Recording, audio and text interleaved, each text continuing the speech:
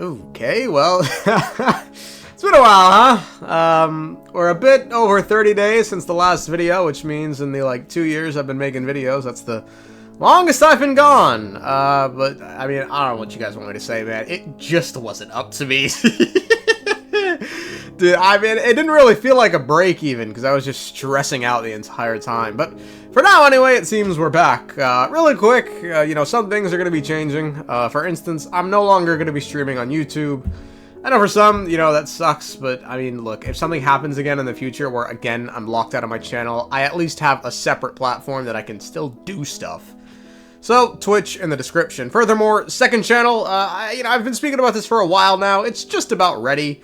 So that'll also be in the description. Although, fair warning, it's going to have nothing to do with Genshin or Hoyo, if that's what you're expecting to see over there. We're going to be talking about lore, sure, but, our lore. History, mystery, science, stories, First video is about the curses. It was about curses. To be fair, it's been a while since I've fucking spoken in front of a mic, forgive me. More specifically, the Curse of the Pharaohs. Should go live this weekend. I mean, really though, what are the odds all the dudes who opened, King Tut's tomb just happen to die in horrific ways? Curse of the Knights Templars might be more myth than reality. What about perhaps the most well-known curse of all time? A curse so dangerous that it may have claimed the most lives in human history of any curse. Folks, I'm speaking of the crime of disturbing the resting place of a god. I'm speaking of the curse of the pharaohs. Could be fun, so join if you're interested. But with that out of the way, I suppose there's nothing left to say other than let's get back to work. The iridescent moon's remains are missing. Why? Columbina's strength isn't returning. Why? Columbina devoted a lot of her strength to helping the Tsaritsa with a certain plan. What's the plan? Why? Someone mysteriously protected Hisi Island when the cannon was fired. Who was it, and why? Rerir of solnari rerir. What are his plans? No one knows. Why? Thelindis. Who are they? Why? Where is dainsleif whilst the sinner is running amok? Why? Decent amount of whys. Feels like there probably could have been more, but who knows, man? Maybe I'm just rusty. The story starts in not long. Just as we're about to head out to Nod-Krai with Inefa, Mualani stops us to invite us to a farewell party which we attend but is never shown to us. A cutaway shows a fatuis keeping watch over us before reporting to a mysterious young lady that we have set off, who responds by stating she can't wait to meet us. The boat ride with Inefa is smooth, and before long we've made it to Nod-Krai. While walking around, the traveler gets caught off guard. He touches the ground before exclaiming shock at what he's realized.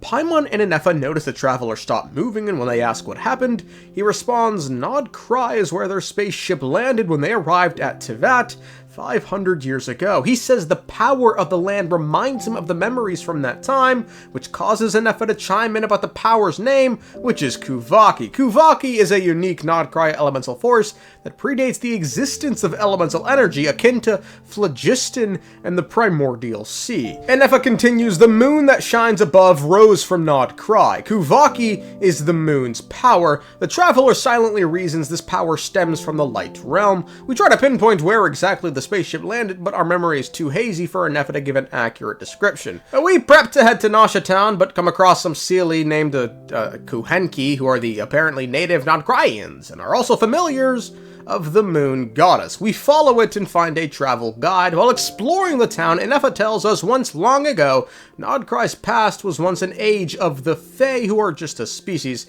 Many of them were heroes, and the most well-known being that of the Lantern Fae, who did many good things for Nod-Krai.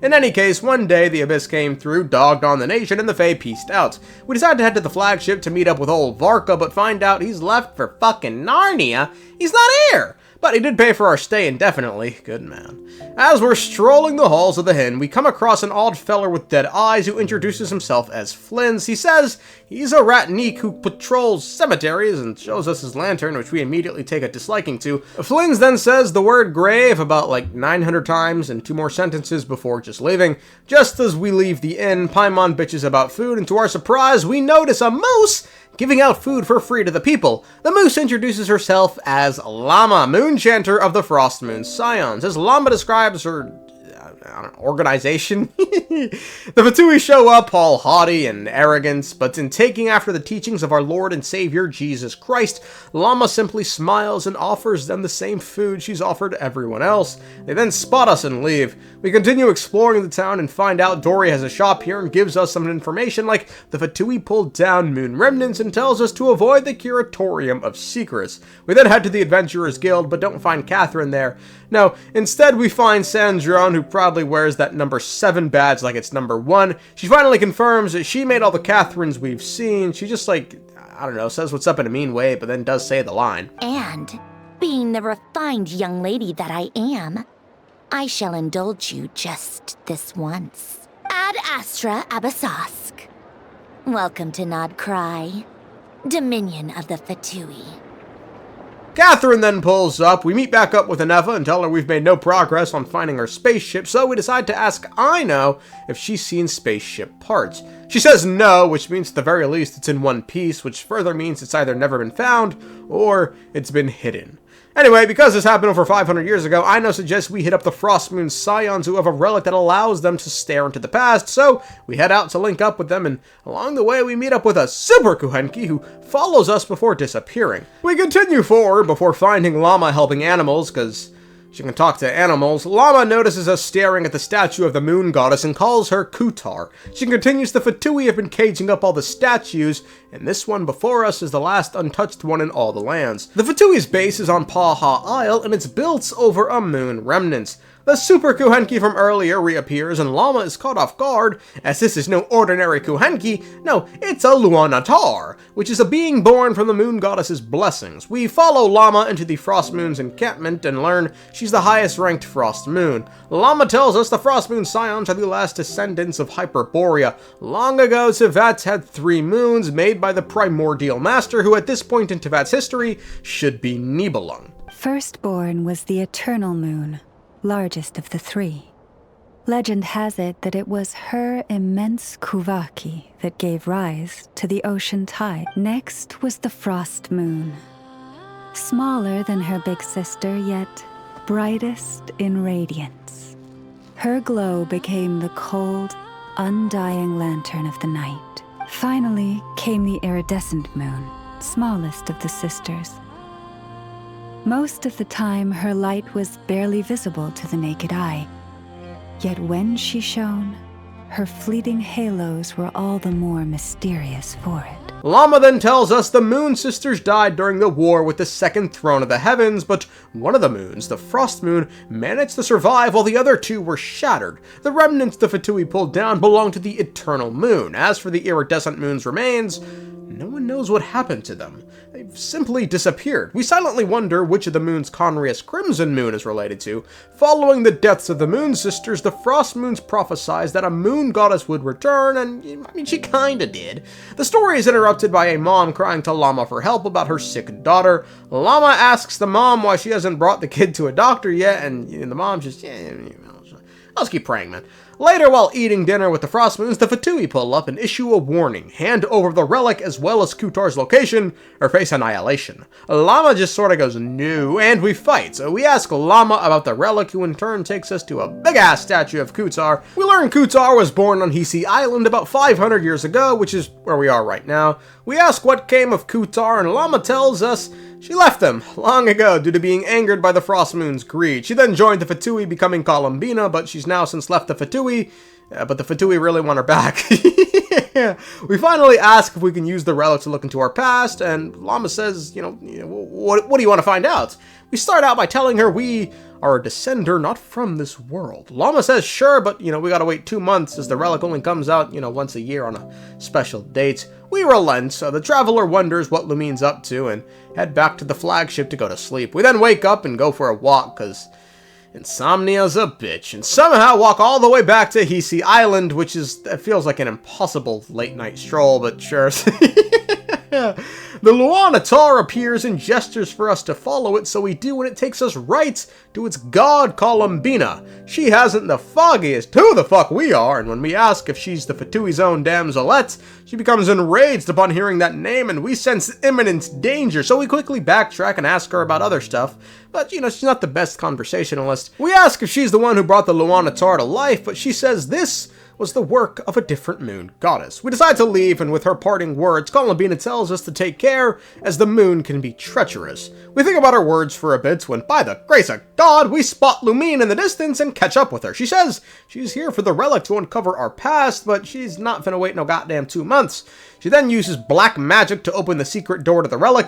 We say some pussy shit to her and decide we want to go with her, because I genuinely don't know, meds. We do some trials with Lumine, and she occasionally acts unusually out of character. A wide open space. Must be in for a fight.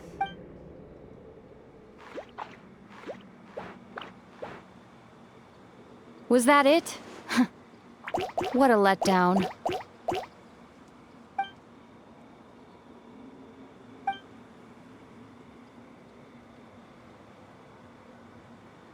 Ether. What is it? Why are you looking at me like that? Those enemies were weak, were they not? We do some more trials and some more trials before we finally spot the relic and some bullshit happens. Alright. Go get it for me, Ether. It belongs to me. What's wrong, Ether? After everything we've just been through, you still don't trust me? Don't you want to know the truth too, just like I do? Rest assured, I'll share the truth with you afterwards. Now, go bring it to me.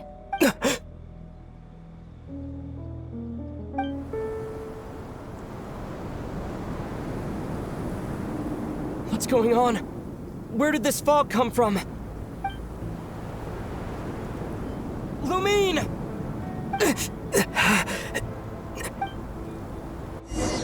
We find ourselves back at the statue surrounded by the wild hunt before Flins comes to our rescue. Flins says he was simply passing by before he spotted our companion leaving in a hurry, which we surmise was Lumine, and then we just head back to the flagship to sleep. The next morning, word has spread the Frostmoon's relic has been stolen, and as such, Lauma goes to the Curatorium of Secrets to have them uncover who did it. This sends the Traveler in a fit, who then goes to the Curatorium. Lauma introduces us to the boss, Nefer. She knows who we are, though, because, she deals in information, but does notice the Traveler acting odd. About 8 seconds later, the Traveler folds and confesses entirely. Lauma isn't angry at us, which is nice. She says she suspects the chamber's defense mechanism activated at the end due to either impure intent or abyssal presence. Nefer asks us, are we sure our sister took the relic, given theoretically, once she opened the chamber door, anyone could have snuck in after us. Furthermore, today, the Fatui called off their search for the relic, meaning they already have it. We have no clue if Lumine is working with the Fatui. Regardless, given the Fatui have it, we just gotta get it back from their research facility. Nefer refuses to have the Curatorium involved in breaking into the Fatui facility, as they abide by strict neutrality. Lauma says sure, but then just light Yagami's Jahoda, Nefer's pupil, into working with them. The day before the infiltration, we find Lauma praying and telling us a story about how she feels nothing from the frost moon above visible to all, but rather she feels the frost moon beyond the sky, so thus she came to the conclusion the moon is a lie, but she couldn't tell anyone. We confirm her suspicions under our authority as a descender that the sky above Tevat is a fake. She then wonders if she could tell the other frost moon scions that the moon they pray to isn't real. Lauma clocks that we met Kutar and we call her aloof. Lauma also has met her. Lauma then catches wind that the sick kid from earlier is still sick. We overhear the mother wondering why her prayers aren't working, and well, now we know the reason. It's because she prays to a false moon in the sky. Lauma uses her blood to heal the child, but tells us to keep this secret from the others. We go to visit Columbina again and give her some food, and she confirms she's aware the real moon lies beyond the sky. She then speaks about the greed of the frost moon scions that drove her away. Always taking. Columbina then feels pain and the flowers reflect as much before telling us we should leave. She does, however, say the Tsaritsa once told her she could consider the Fatui a second home and family, but once Columbina realized all they wanted was her power, she left. She says she did, however, fulfill her promise to her, even if it cost her most of her power. She's now just here to rest and recover her strength. Finally, she says she wishes to return to the moon. We then head back to the flagship and meet up with Lauma and Jahoda later that night to infiltrate the fatuis research facility. Long story short, we infiltrate the facility. We do learn some interesting things, however, like the fatuis' current goals are to build a weapon using the powers of the light realm, targeting... we don't know. We eventually reach the bottom of the research facility and find out the entire thing is built on the part of the remains of the eternal moon. Some researcher who's actually a frost moon sign we met earlier apparently joined the fatui because I don't care, man. She was, however, the one who snuck in after us and Lumine and stole the moon marrow and gave it to the fatui. Speaking of, she says the moon marrow isn't here. Lauma reveals to her the moon she sees in the sky isn't real. Wilhelmina then cuts off her antlers, is just like, sorry, then tells us Sandrone has the moon marrow at a nearby location. Speaking of, Sandrone got wind of everything that's happened and is preparing for our arrival. We eventually find Sandrone, and at that same time, the Wild Hunt shows up and eventually just consumes the land. We stroll around for a bit before finding Lumine, and we begin to suspect some things are off about the Lumine standing before us. Why were you after the moon marrow that night, Lumine? Among those who entered the final chamber, there was either someone with impure intent, or else an abyssal presence. We can talk about that later. Tell me why, Lumine. You know, this is only the second time we fought together since the day we both woke up in Teyvat. No. Ether? But when I found you, you were still in hibernation. Even the key to the chamber was still secure on your person. We didn't wake up together. What are you talking about? We don't have time for this, Ether. Look at me, Ether. Don't you want to explore this world with me?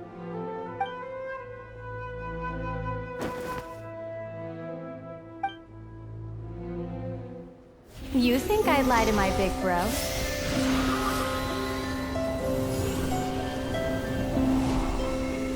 What a letdown.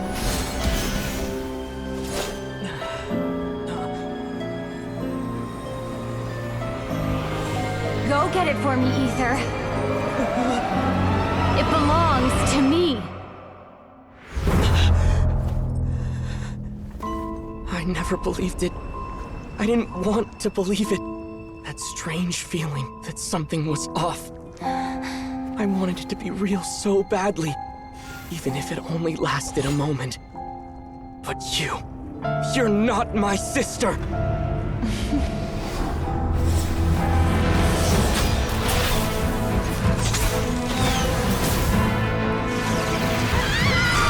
Moon goddess, please save us! Why is this happening to us?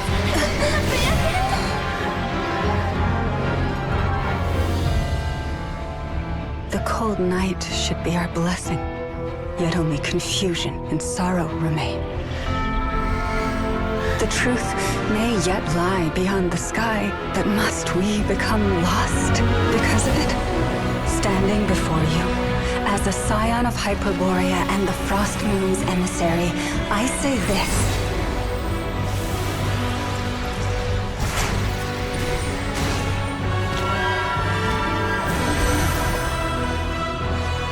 Should the false sky above dim the light of the moon, then from silver blood that flows as rivers, let us weave moonlight anew.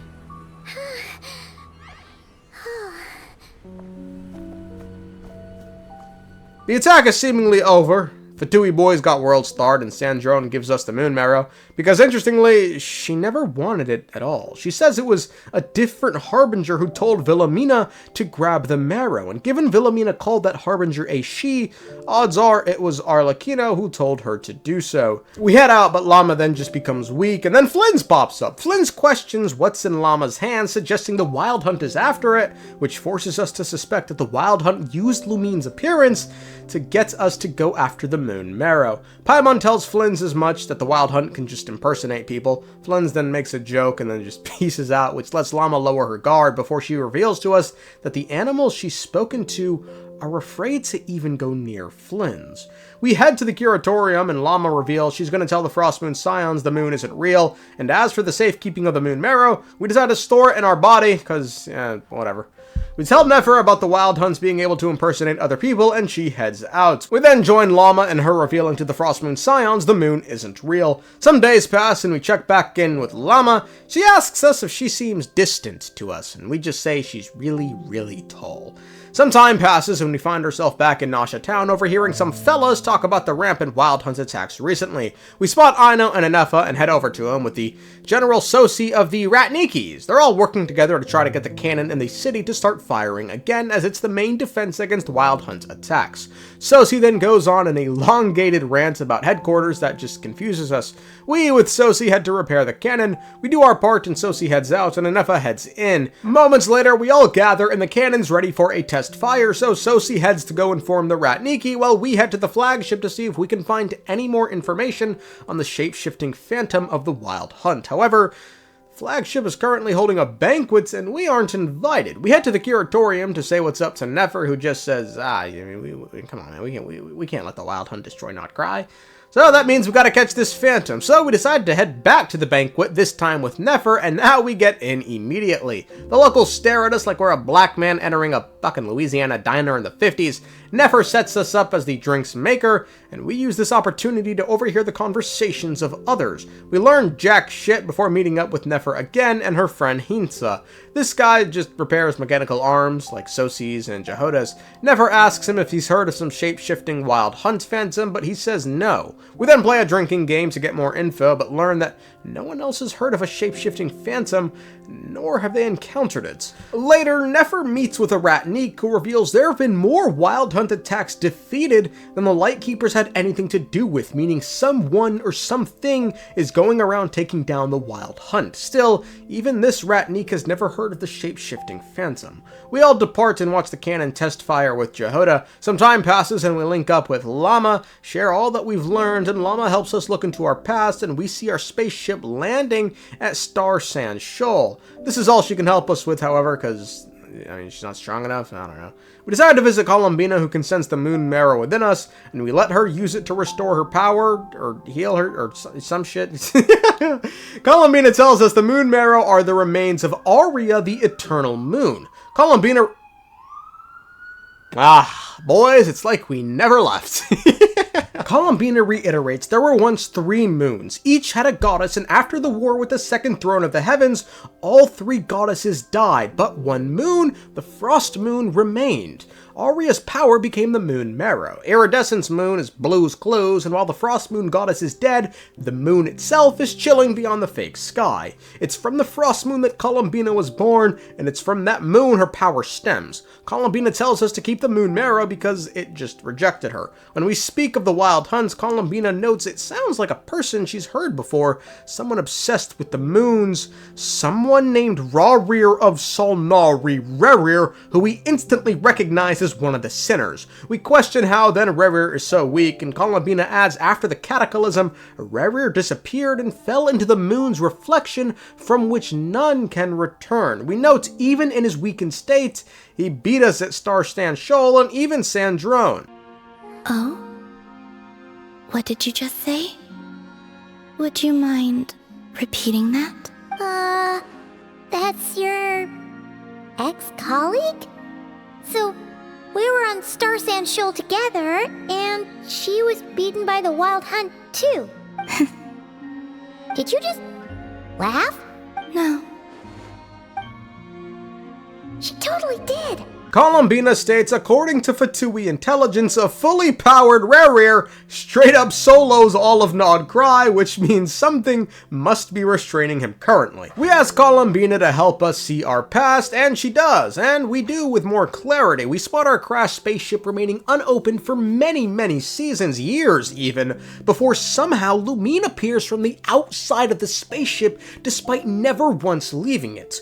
We have no idea how that's possible. Columbina helps us further hide the marrow from Rerir, and we suggest Columbina stop being a house nigga and go for a walk. We meet back up with Lauma and tell her about Rerir. We then tell Aino and Nefa, and they tell us Sosi has been murdered. We decide to investigate with Nefer and immediately suspect the wild hunts killed him off. Inside, we learn he died to a pole arm, and the last person seen with Sosi was Flins, who's since gone into the wind and is the prime suspect. In private, we suspect Rerir disguised himself as Flins and killed Sosi. We decide we need to find Flins and soon catch word of where he is and head to him while Nefer slows down the other Ratniki. At Flins' location, we find the wild hunts, grab a lantern, and head forward.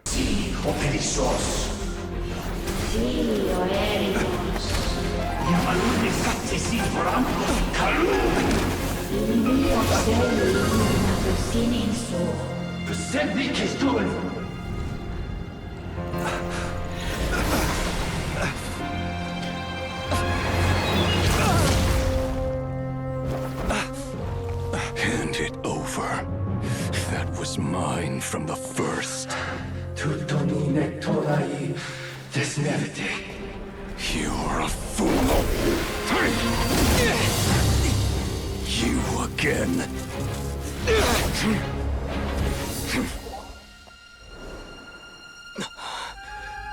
What the? It's stronger than before.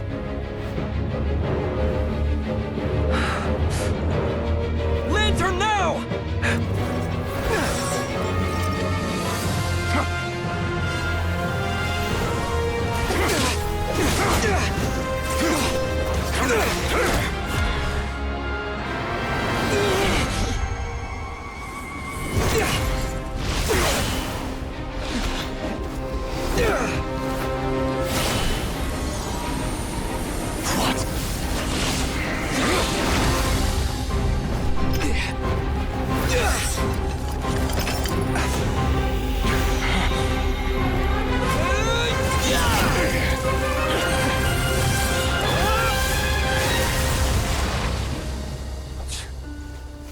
It escaped again.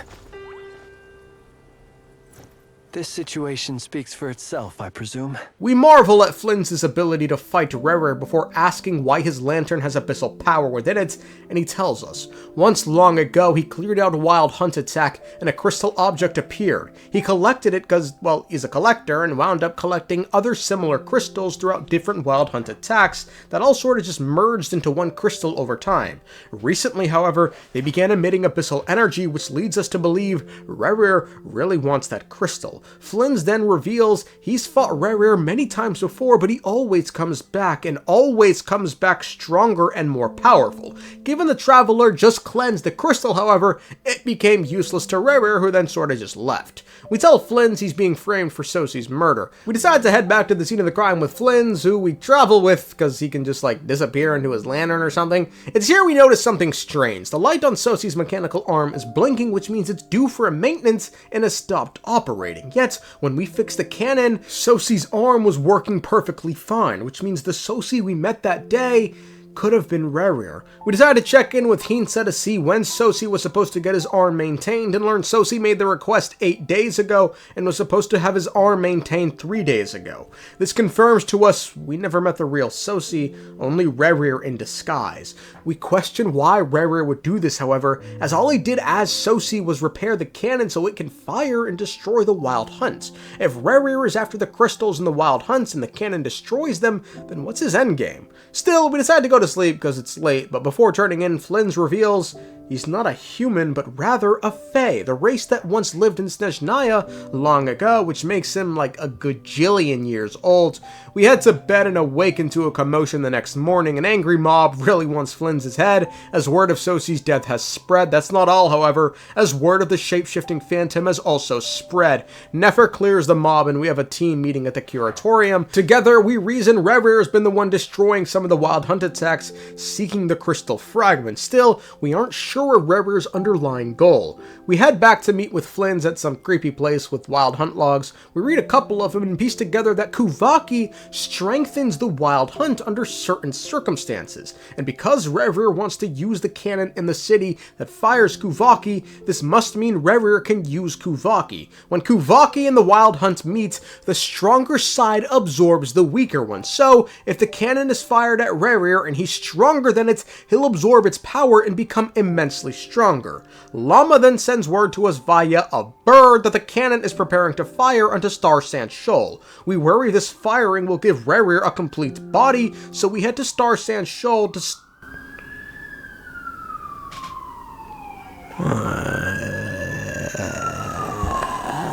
people dying at inconvenient times. We head to Star Sand Shoal to stop Rerir while sending word to Lauma. We find Rerir and he's just all, what the my evil plan will work.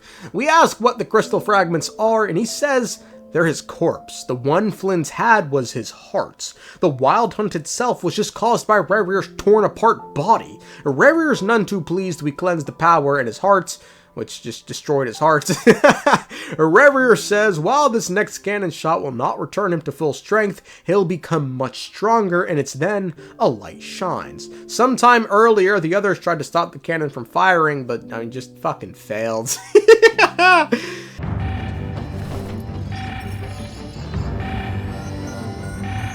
We are out of time.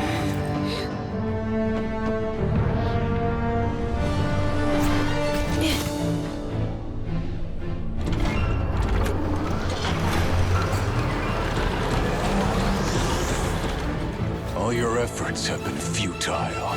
It is too late now. Perhaps you're right. Why aren't you running?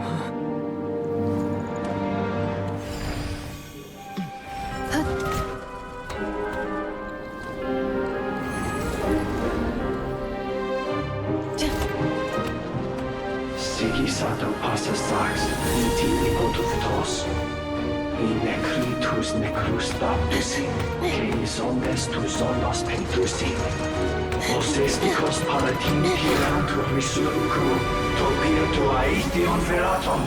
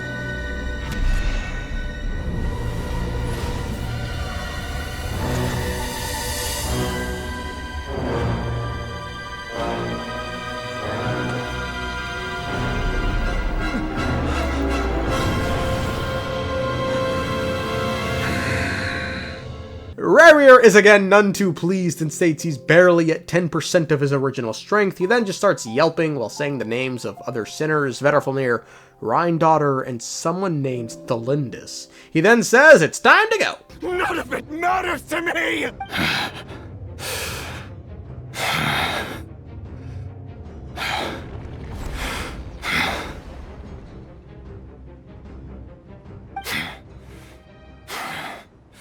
Fools.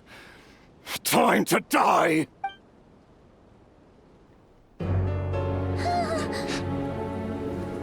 You too have the potential to be driven mad by knowledge. But the truths you seek are so insipid, laughable that you should die for their sake.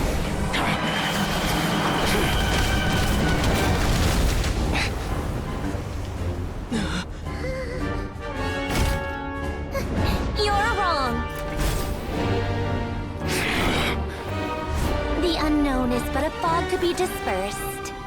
Knowledge is the true pillar of the world.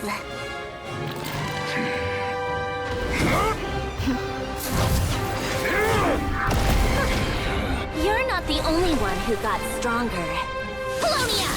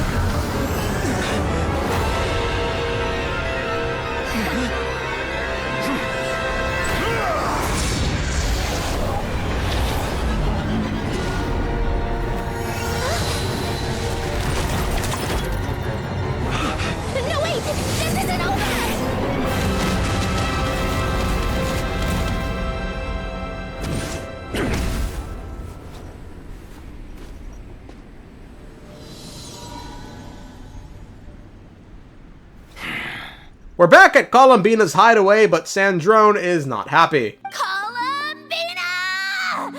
What did you do that for? I studied his abilities inside out, equipped Polonia with comprehensive countermeasures. We were going to settle the score. But he still broke through, did he not? What? You expect a battle to be completely one-sided? I just didn't expect him to have no sense of honor whatsoever. Polonia would have been fine in a head-on clash, but battles just get chaotic. Oh, so you actually thought you could win. Have you been taking care of yourself lately? Your calculations seem to have deviated quite seriously. Perhaps you could try sleeping and rising earlier. Or you could adopt my previous recommendation and... Hey, listen here, Columbina. I tolerated your nonsense previously because we were colleagues. There's a fatuis warrant out on your head, and don't you forget that. Don't make me fight you right here and now. Oh, I was just a little concerned about you, that's all. Just like that time when you weren't making any progress with your research. So you went and cooped yourself up all alone. That was none of your business! And don't you ever drag me out to one of your freaky hovels again! Come on, Polonia! We're leaving!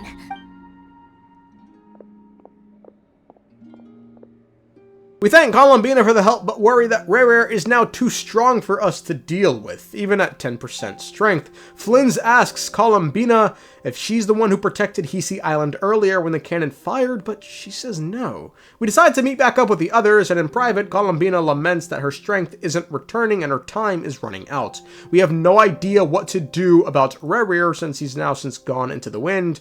We visit a funeral for Sosi with just Flins and find Columbina out and about, enjoying the air. She tells us the weapon at the research facility built with the Light Realm plays a key role into the Tsaritsa's plan, but she doesn't care for the plan, so I mean, she doesn't tell us, or she doesn't know it, who knows. Columbina suspects our spaceship was hidden by someone and finally tells us she wants to return to the moon one day. One final shot shows Rerir walking into a cave before calling out to someone who's been tailing him. That person reveals themselves to be Varka. The end.